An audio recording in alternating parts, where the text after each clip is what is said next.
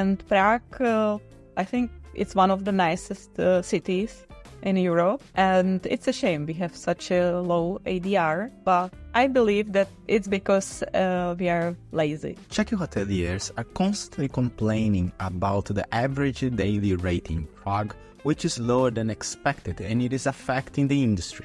4 luxury hotels were put up for sale last month, and this has instigated me a question to me. Is the Czech market different from other markets? Eastern Europe, I think owners were used to buy more things.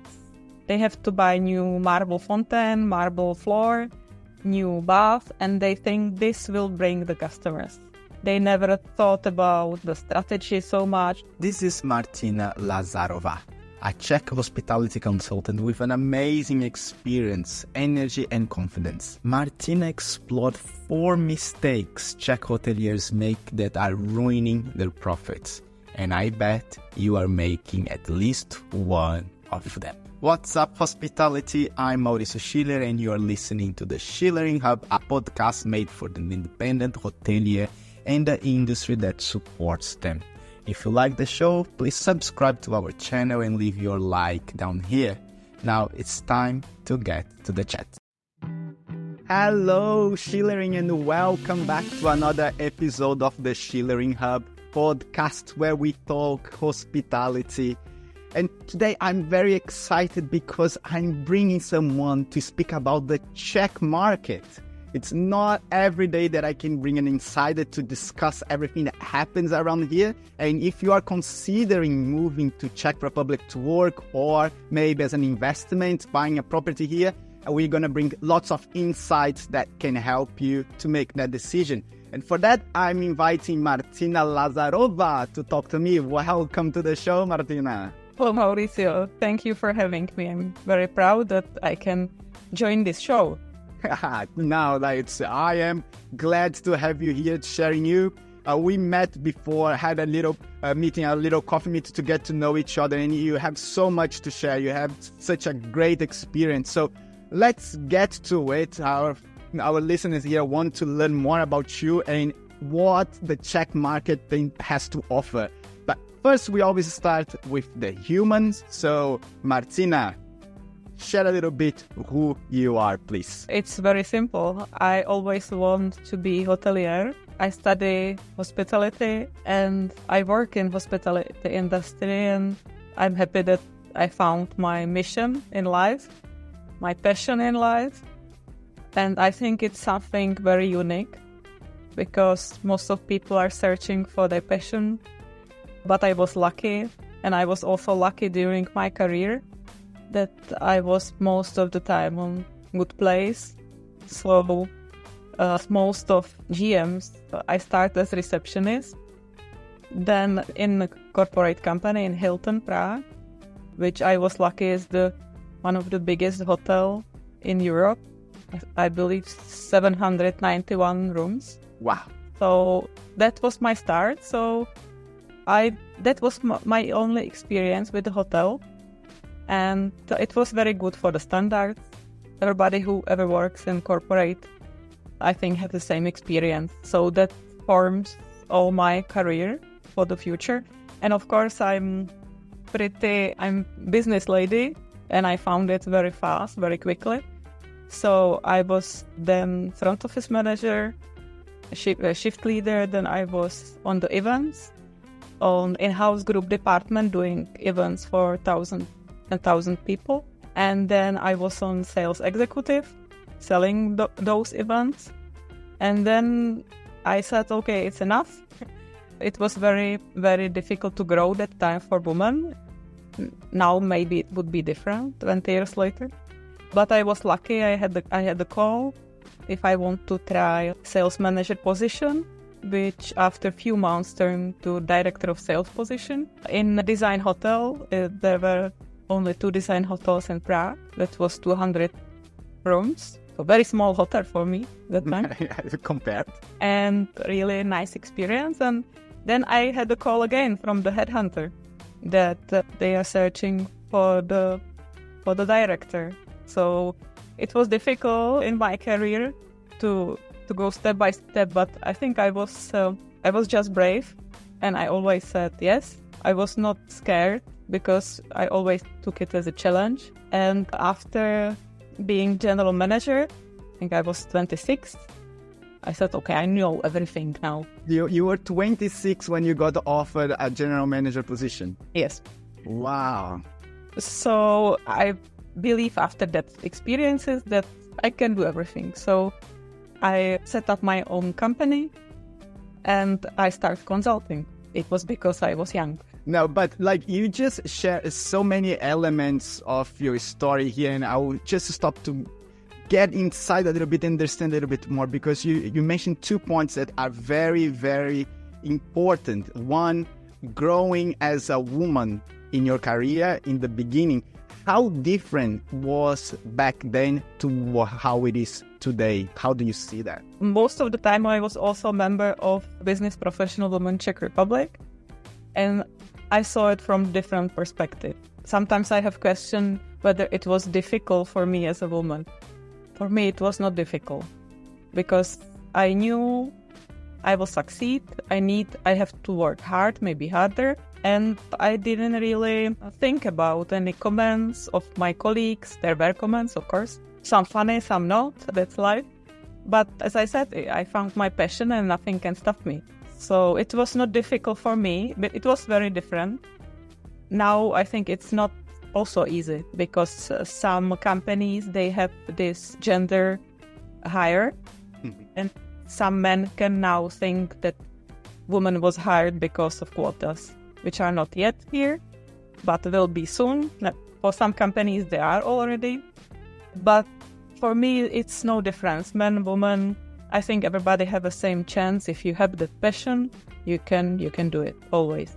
And now that's a fantastic answer. And there was any defining moment that actually shaped the way that you see hospitality that carry on to your consulting experience as well? Well, I think it's always my business partners, my colleagues, they always know I want to work on maximum. So I was not, maybe I was lucky, but on the other hand, I was just hardworking. So every time we had some success, I just confirmed myself, yes, I can do it. Because there are many people saying, Martina, you are crazy. This is not possible in Czech Republic. Maybe it will come, but this is impossible here in this environment. And I just said, okay, let's try it. Let's try it. If it's not gonna work, we stop it and we go back. No problem.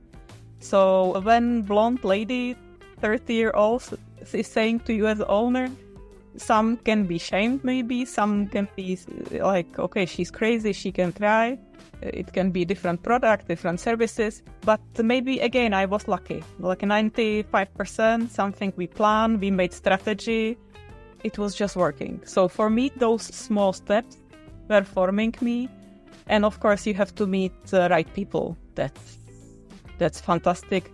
How many people I found that support me, trust me, and maybe saw my energy. Because in Czech Republic, it's not very common. Everybody wants some stable job, I'm GM, so I can sit on this chair for 20 years. From now, nothing will change. Everybody's happy. So that's not my life. I like changes. I don't believe that everything's luck, right? I do believe that life has these elements of luck. Of course, there are unlucky moments. But when luck strikes over and over and over, there is something out there that's more. And by what we just spoken about, this 5-10 minutes that we spoke, we can see that the courage that you are putting, the passion that you're putting, the energy that you put is probably what moves that luck towards you. So I just need to say congratulations for the strength that you have. And it's beautiful to be sharing with more people here and inspiring other women to have that courage and face the challenges with that face that I can do it. Thank you for saying that, Martina. It's beautiful.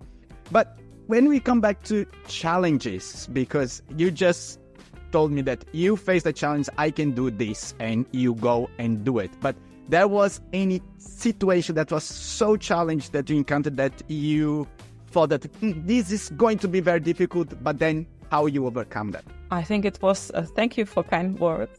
And I think it was same for everybody. It was COVID period, which was pretty different in Czech Republic from the other countries. I know some other countries, hospitality even grown up during COVID because they had less restrictions. But here in Prague and Czech Republic, we had many restrictions. And it was stress for everybody. I'm usually very resilient from hospitality operation and life. But this was also the hard time for me because I have 2 kids, and it was my daughter. She was born in September, and I think 6 months later, COVID started. So it was pretty challenging for me in parent role, and also keeping employees stable. Actually, we kept in the hotel all the employees. I managed to persuade all the owners to keep them because I always try to plan in my life and also in professional life. And I was expecting that someday COVID stop, and what will happen? 80% of the hotel, or I don't know, maybe 70, but most of the hotels were firing people. And I was like, okay, so what's going to happen when we will do the same? And I tried to persuade the owner and said, look, this person is working for us 10 years, 6 years, 7 years. Let's try it and let's keep the employees for a few months. We will see what's going to happen. So I'm really proud that we kept all of them, but still it was stressful situation for them. Then it was stressful situation for the owner because even though some of them have different businesses and they can send money back to the hotel to support, still you don't want to send few million crowns every month. And for me, I was persuading them for something I cannot predict, nobody can predict. And I felt responsible for that decisions. So that was really something what will stay with us forever, I think. And on the other hand, I was always the one who was trying not to refuse customers from consulting, but once you have some limits, so you have to do that. And now we are all happy that we have customers, we have guests, and we have each other, and we can work, and life is normal. Yeah, that's true. And now you said something that I would like to hear a little bit more. You said that you felt responsible by the suggestion of telling the owners, hold on, let's see what's going to happen, because it is a gamble. You don't know what's going to happen, but they are putting their money there to keep and feel responsible. How was that feeling of responsibility in such a crisis that we're going through? Yeah, Hilton taught me to plan, to do strategy, to forecast, to put everything in Excel, to have everything under control. And I knew that my strategy will work somehow. So I was always confident this is gonna work. And I'm having kind of owner's mindset always. This is, I think, why some owners also hire me, because they see I'm always on their side in matter of the business and in matter of well-being of entire hotel. And here I was lost. I was lost at that point, but they trust me. They saw I'm doing maximum. I know some GMs also decided during COVID not to repeat that experience, so they went to different industries. Maybe also because of that feeling of responsibility, because you know the stories of people, of every employee, you know what situation they're facing. So you really feel responsible for everybody. And this is how I feel it always when I have new customer, very small hotel on some mountains. I know it's important for the owner. They want to have happy customers, happy employees, that it's making money, they can invest in reconstruction, and if something went wrong, it's very difficult situation for them. So I always feel responsible for small and big projects, because big projects, now for example, we have 100-room hotel project in Pilsen, and it's big money. So it's big responsibility. And I'm not saying myself, this guy is having a lot of money, doesn't matter. I always try to work on maximum. So sometimes it is difficult but I really do my best. Now, if you have an opportunity, you that listening as well, and feel touched by the story of the responsibility of that time during the pandemic, we recorded a podcast with Eduardo Alcade, and he is a general manager in a very big resort in Mexico, overseeing, 2,000 rooms, I believe. And during that time, he had to lay off some people, and he is very passionate about hospitality, and he spoke with heavy emotion on how he was having to give checks for people that had to go, and how difficult that time was as well. So if you had the opportunity to listen, because it was a very nice chat, he's a very human person. But let's now switch a little bit the keys here and get to educate our audience, as I promised, because we are talking about Czech market and trying to understand a little bit what the Czech market looks like, some challenges to ingress in the Czech market, what's the opportunity that we can see there, and also how can we compare the Czech market with other European countries. So I will start with that question actually. How does the Czech hotel market compare to European countries? Everybody who is checking STR is not happy about Prague position in average rate. And this is where it all starts, I think. No matter which city you're from, you may wonder why this is happening, because you see London, Paris, of course. And I think it's one of the nicest cities in Europe. And it's a shame we have such a low ADR. But I believe that, and somebody may not like me, it's because we are lazy. I think it's a first point. We are lazy to use technology because you have to buy it and set it up and use it. Some general managers or revenue managers saying me, okay, I do it this all the time, it works somehow, owners somehow are happy. When I cannot sell the rooms, I put the price down. Oh well, what's the strategy? So I think if you use some technology, some rate shopping, whatever you call it, it's a really good tool. Then we are lazy again because people, they don't really want to read newsletters, educate themselves, visit workshops.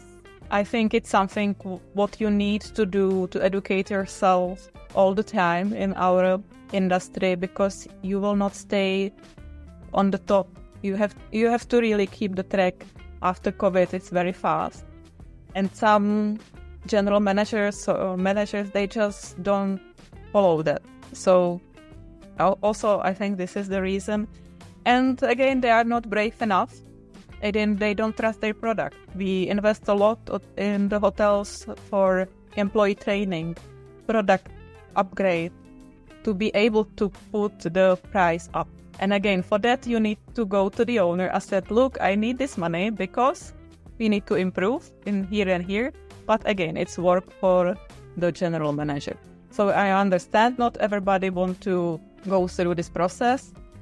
It's very comfortable to stay on that chair, and it works somehow. But sometimes when I see the numbers of some hotels and I see the potential, it's a shame just to work with the price to sell the rooms. What would you tell to these revenue managers that are putting the price down when rooms are not sold? Because I've heard that story over and over and over, right? What would you tell them to do when they're not selling? What's the strategy that they should follow? Well, I think it's starting with the owner, because it's not always the manager is the responsible one, and some owners, they want 100% occupancy. To see the owner, to explain the strategy that if you will sell 80% of the occupancy for a higher rate, it's better for the cost, because cost increase really tremendously. And it's better to keep this 80% occupancy and to sell the rest for the really good price. And the market will grow generally. I understand if you have 3-star property outside Prague 1, it's not so easy, and there is some market and student groups, which I have experienced also from some hotels. I understand that business. But still, I believe we can set the prices higher, not to sell really last room for 20, 40 euros.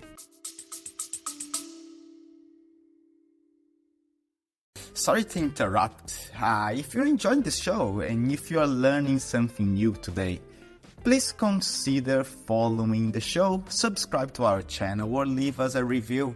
It helps us to help more people through the podcast, and it would mean the world to us. Thank you for listening, and we're back on the chat. Yeah, it's sad. I've seen things, and I believe also that a lot of people in the Czech market keep competing for prices. There is a rate war happening here in Prague, at least. I won't generalize the whole country, but here in Prague, there is a little bit of a rate war instead of a hospitality war, right? So it's competing by price instead of competing by best product. Is that something that you also see here? Yes, and I think it's also because some managers, they don't have experience from both operation and sales. If you have smaller hotel, up to 100 rooms, I understand it's easier to see. The breakfast room is full. Employees are overworked. The hotel is on its top capacity. You can do it 1-2 days, of course, in the top season, no problem, but you cannot do it every day because it's really difficult for everybody. But in regions where we work too, it's much easier because you set up your price in the seasons and you don't really fight too much because you know what you can sell, you see the competition, and in the regions I can see it's not war. It's kind of more stable environment and they need to be more dynamic even. We had properties still selling from Monday to Sunday for the same price. Okay.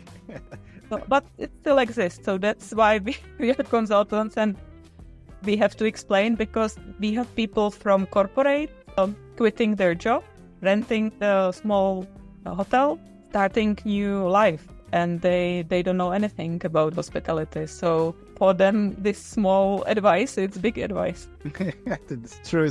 And if we remove then the idea of ADR, okay, because I see that this is a challenge that we face. What are the biggest challenges besides that the Czech market faces? I think it's also support, even though we don't want any support from the government, but we don't want those restrictions. And it's also the image of hospitality. We simply need new talents, new workers who can grow and who can also change our industry. We need more people to have in the teams, those who are full of energy. So I think people management now is problem everywhere. Mm-hmm. But after COVID, I see it more dramatic. And also this image that you work in hotel. Okay, you have to work weekends, 12 hours, night shifts. So this is something young people, they don't want to face. It's not very work-life balance. It's not very good combination with the family. But I think we need something more to promote hospitality, that it's nice industry. You have different experiences. It's not a job which is same every day, but you have to sacrifice something. So I think we need to change the image a little bit. So, and I have a question about that. So it changed the image. It's changed the image for the Czech people or for aspiring potentially staff that works in the hospitality. What type of image we want to change there? For young people, because I think we need to attract young people to be future managers, leaders, employees, to show that our industry is nice. And it's not only negative, like you have to work 12 hours and you have to be at work all the time. It's also many positives. There was a few movies about hospitality, but I think we need something like, now they want to attract in other industries more workers, so because everybody's manager and want to work in admin, right? Yeah, no, it's true. It's true. Home office. Yeah, no, everyone wants to work home office, get that unlimited holidays and go anywhere when they want, but it's just a way. I believe that is a way that the younger generation see that life is more important than work, and understanding how does it all fit in when it comes to hospitality. We are going through it. It is a crisis, it is a challenge, So I would ask you, how can hotels actually attract and retain talent here in the Czech Republic? Not much. So we try to attract them through summer jobs. This is something when you are on the university in Prague. Usually you need some summer job or some part-time job. And here is most of the people who we are able to keep if they fall in love in hospitality. At schools, it's not very common. I know that most of people from hospitality leave outside. It's more than half of people. So I don't have insights in universities for hospitality, but I see the numbers and it's topic for somebody else. But I can see we are able to attract students outside hospitality education, but they see the real life. They see it from their own experience. And also it's a culture. There was a culture in some hotels which was kind of, okay, you have to do this, don't ask me why. So it's about the culture, how you speak with people, how you treat them, how you respect them. I think this is important in every company. So actually most of our hotels, we have not a big problem to find people because you always see how is the environment when you come for the trial shift. People are clever, they see it. So in your understanding, the company culture is the best way for retaining talent, or even anyone right now that you can attract to the hotel during the summertime? Yes, they can see we do trainings, we respect them, we try to implement technologies that will make their work easier, and anytime they have some input, we try to work on it. So it's just to be open-minded. It's very easy to hire a consultant or somebody to analyze your hotel, but most of the time employees know the best. You just have to ask them, and it's funny that you hire a consultant to ask your own employees if you can ask employees yourself, and just to spend 30 minutes on the during the coffee, just ask, how are you, what do you think we can improve? And now people are open to share their insight. They're not scared anymore, I believe. And why do you think that owners, general managers need to hire a consultant to ask these questions? Is that a cultural thing, or is it just a lack of skills of having that conversation?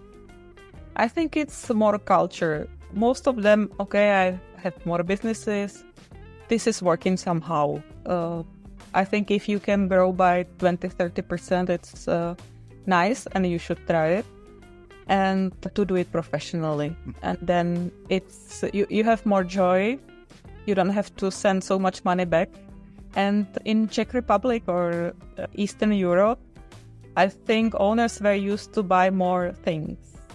They have to buy new marble fountain, marble floor, new bath, and they think this will bring the customers. They never thought about the strategy so much. There were not many hotels in the past. There was not big competition.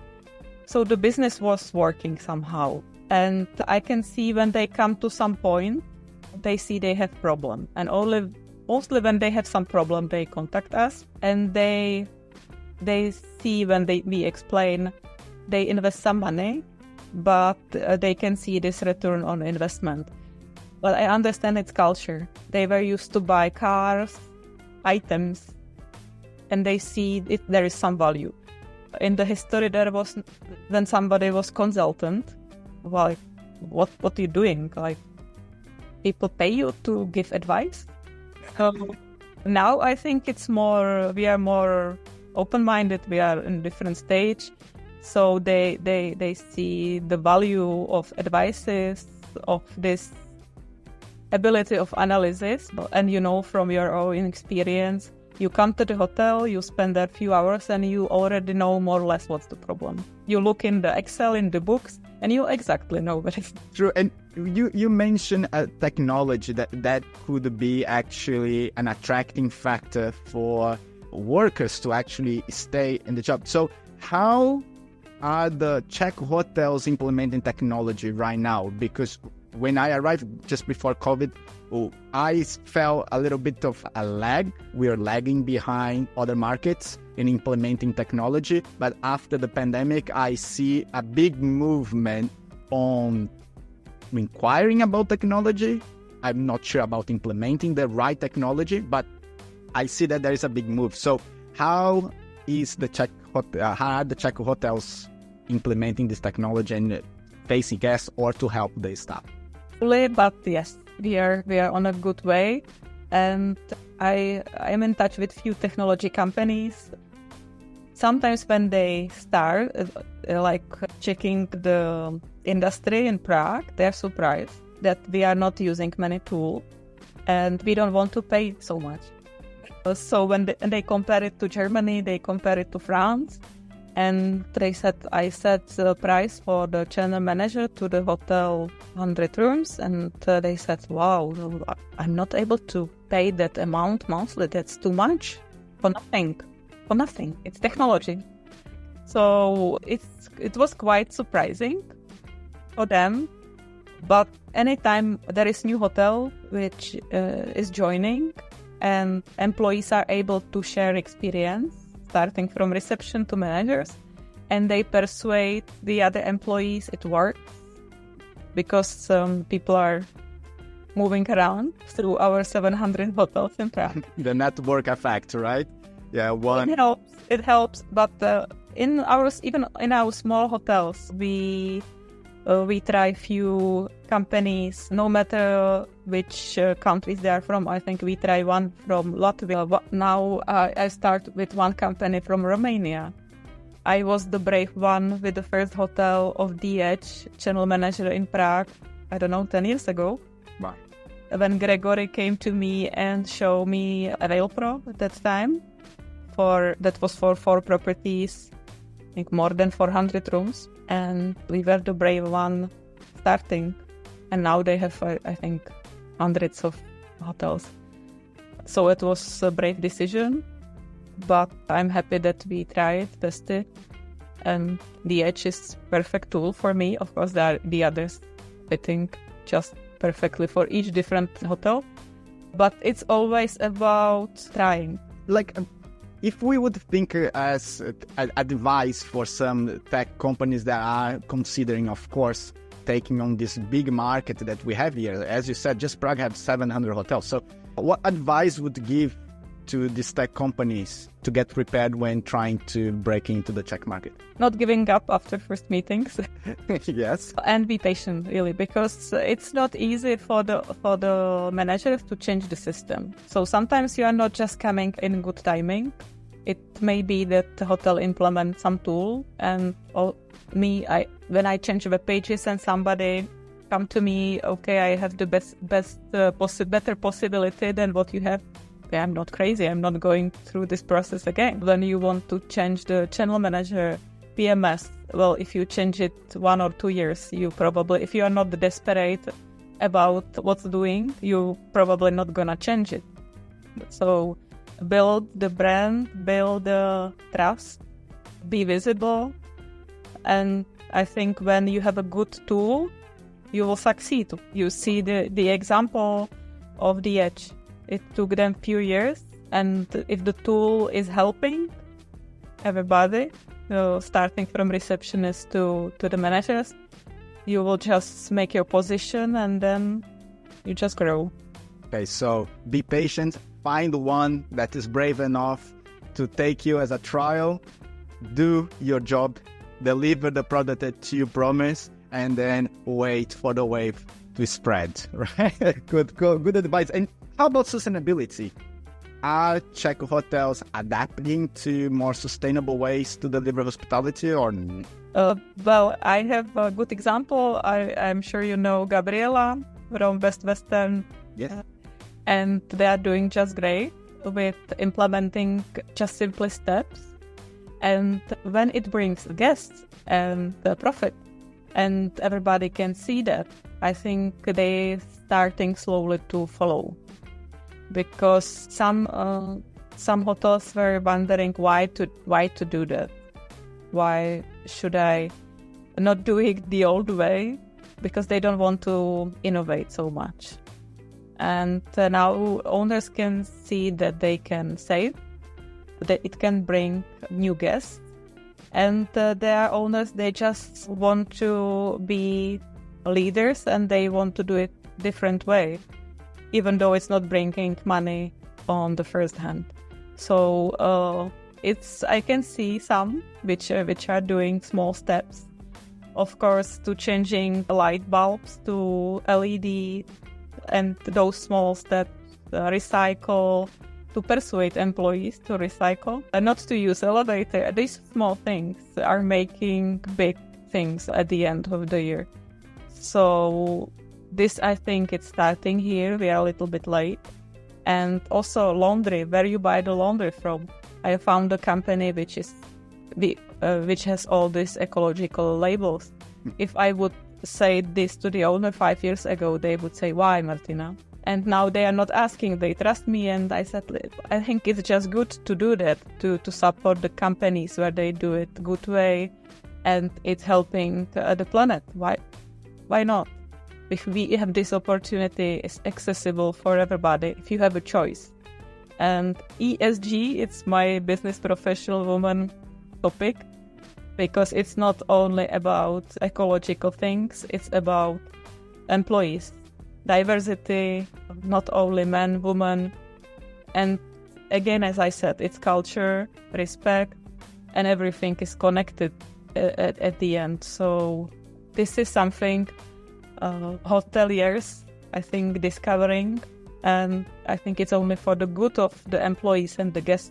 If a hotelier, a owner or a manager is a little bit lost, feeling that needs some help to get the business back on track, what type of questions they should ask a consultant to see if the consultant is a right fit for the business?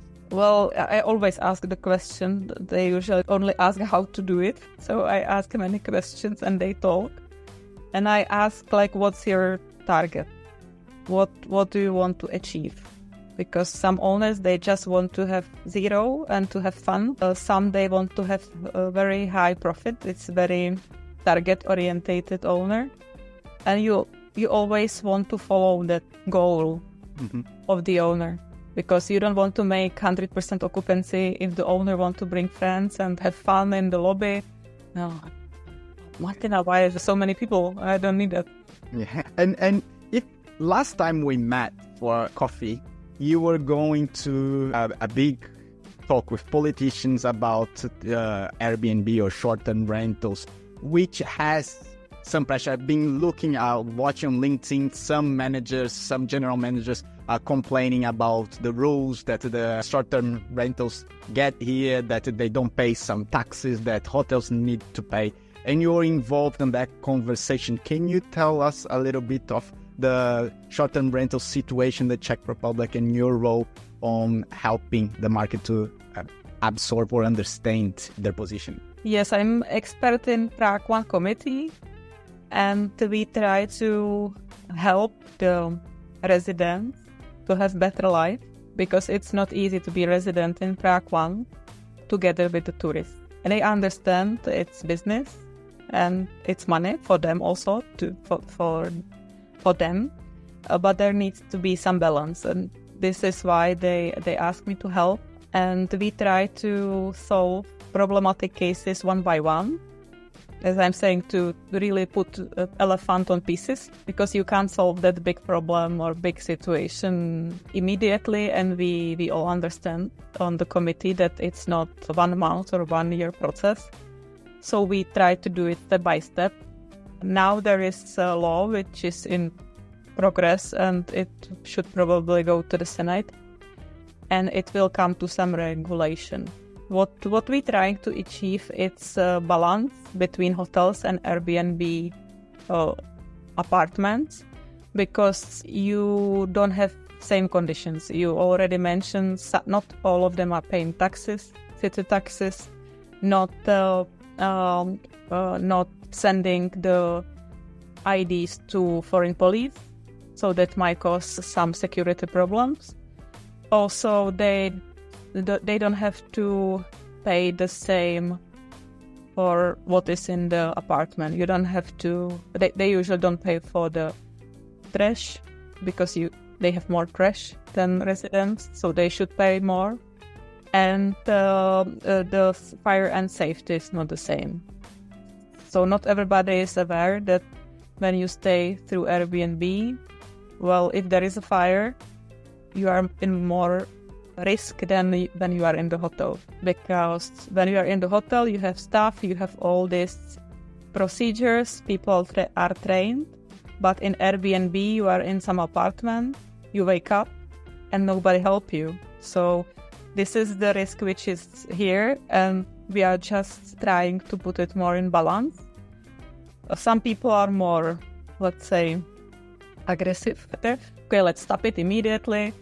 But I think we should try to regulate. I believe in future we need to regulate it anyway, because over-tourism is the word I don't like, but it's here and it's in more cities, and to keep the balance, we just need to put the same condition, because hotels are investing a lot in this fire safety training procedures. We really need to have this list of technical checks we need to go through, and we pay for it. So why not apartments? No, we had also an interesting conversation with Mark Lumpkin, and he is from a short-term rentals consulting company, but in America. And when we were discussing, he was saying the advantages of the Airbnbs compared to hotels. And I point to him that, like, he was saying that because you have a whole residence for you, so like, well, not here, right? Like in Europe, you don't have a whole residence. You actually have a little apartment sharing in a building, just as would be a hotel. You just don't have any service around. And he said, like, yeah, there's a big difference between STRs in America and STRs in Europe. And probably he is behind more regulations to the way that STRs should move away from apartments and actually be a different experience of houses. And here in the Czech Republic, it is very popular, short-term rentals for houses as cottages, and in different places. We are going 2 weekends from now, we are going for a cottage that we rent. It's just a short-term rental, right? But here in Prague, it's concentrated in the apartments, and it causes a lot of disturbance because we have in our building. So I know, I can say that. Yeah, for example, here I lead by my own experience. I'm just in my cottage, which I'm renting. It's for 12 people. And when I was building it, I said, well, I want everything to have correct so I can rent it. And I want to build it. And they said, well, you need much more stamps, right?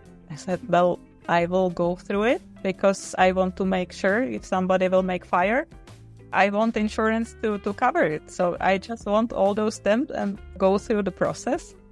So everything is legal and everything is correct also for the people staying here to feel safe and just to make everything right. So they said, well, you are the only one in the city, probably. So I have no problem with it. As you said before, you have the business mindset, right? So you look at this. And I had a conversation the other day about the way that hospitality is splitting and moving forward to the future. Hospitality is splitting. Some hotels are investing in the hospitality concept, like lifestyle and having great service and have that human touch, to some extremes of I've seen hotels offering one-to-one with like staff and guests, right? Like you always have one person to you. I think that's an extreme, but we can explore that.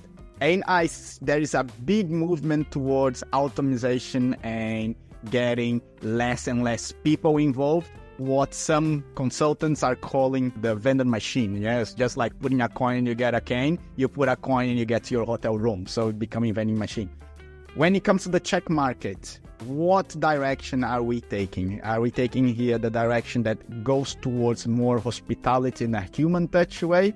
Or are we going towards just get your room and there is no service at all and we fight for price and position? It's different, hotel from hotel. I believe it's growing, the technology. So online check-in, because we are also a business city.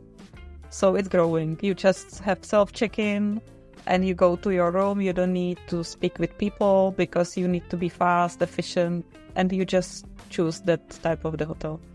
I have some family hotels, and I am really keen of technology, but I can see people with coming with questions like, okay, I need iron, I need that for families, they need to talk. Kids have allergies, so this is not the type of the hotel you need the service. But as you mentioned, now it's experience, guest time. People want it. Most of people want to have experience talking people to people. So there will be always boutique hotels or hotels, 5-star hotels with service, because I think I have never seen self-service 5-star property. So booking 5-star property, there must be people, there must be service, there must be also possibility to do self-check-in for those who don't want to go to reception. This is normal. So I can see that shift to different types of the hotels, like tiny houses, experience, via internet free or cottage without Wi-Fi. Oh, yes. Yeah. No internet. No internet that talks. Yeah, that's the one that we're going, is no internet access. Yeah. No. So I can understand that if you create unique product and you sell it properly to your target group, it can work, maybe for shorter period of time, but then you can easily change the concept. For example, anybody hotel in Brno, people go from Prague to Brno to visit that hotel because there is some experience, it's something different. But most of the business in Prague will be business, so self-check-in will grow, loyalty will grow, so loyalty to the brands will probably grow a lot. And still, if you have family, you need to travel. So personally, I would not accommodate to the hotel with kids, which is self-service, because I'm sure something happened. It's always something happening. So it depends on your needs. Yeah, fair enough. And let's move to the last part of our conversation here. And I'm loving that conversation, actually, because there's so much that you can share, so many insights here that it's pumping on my brain. But when we go to the future, okay, and you don't need to predict with certainty because nobody can do that. And I like to make that very clear here. We are not trying to predict the future. We are trying to play around with our ideas and see what can happen, okay? Then if you think about the Czech market as in a hospitality industry for the next 5 to 10 years, what are the opportunities and the threats that we are going to face here? Opportunities, definitely. In 5 years, technology, I'm sure everybody will try some technology to help.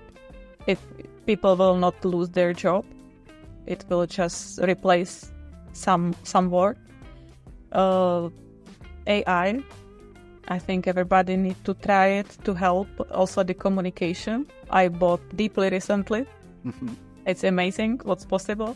And on the other hand, it can be threat, right? Because we can see what can happen.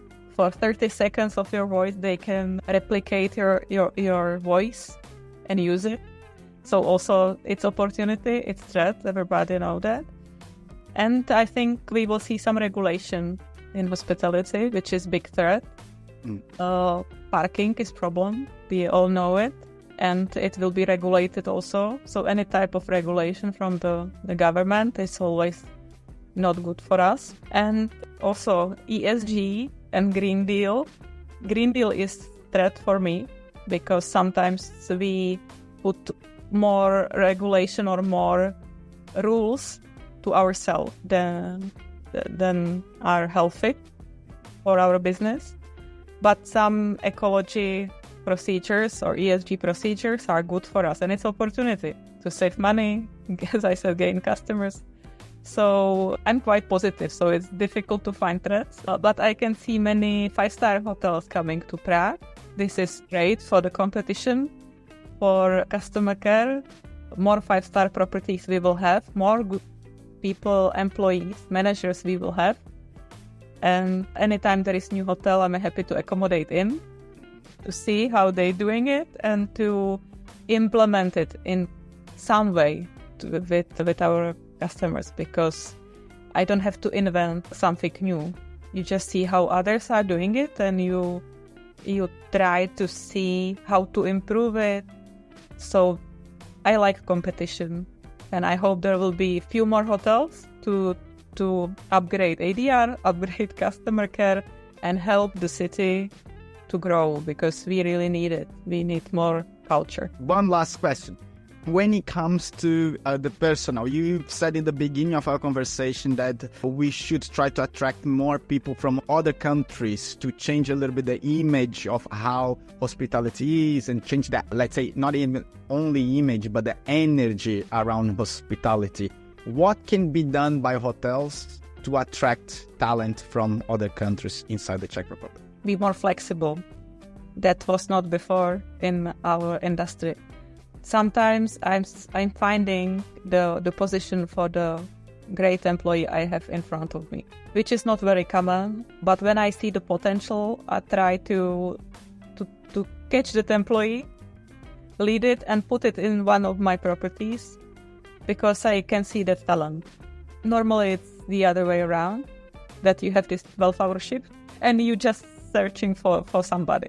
But this shift can be divided into 6-hour shifts, so you can hire 2 people, no matter man, woman, just a person who are passionate about the job, not somebody who will be like, okay, 5 more hours, okay. So I always try to hire talent and to lead them, help them to grow. I think this is more important. We need to be more flexible in the hotels.